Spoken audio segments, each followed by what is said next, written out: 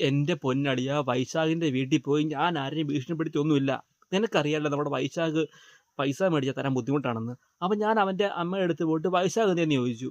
നീ പറ, ഇത് വല്ല ഭീഷണിയാണോ, നീ ഒന്ന് പറഞ്ഞു നോക്ക്. ഞാൻ സൗമ്യമായിട്ടാ പറഞ്ഞേ, വേണേ കേട്ടോ. ടണട ടണട ടണട ടണട ടണടണേ.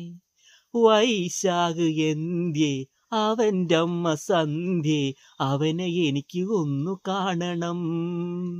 1000 രൂപയും വന്നു നിന്നു കടവും വാങ്ങിപ്പോയതാണവൻ.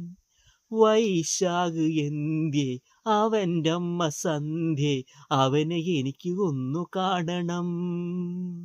പലതവണ അവൻ്റെ കുട്ടി ഫോണില് വിളിച്ചു, പരിധിക്ക് പുറത്തെന്ന കാര്യം വീണ്ടും പറഞ്ഞു.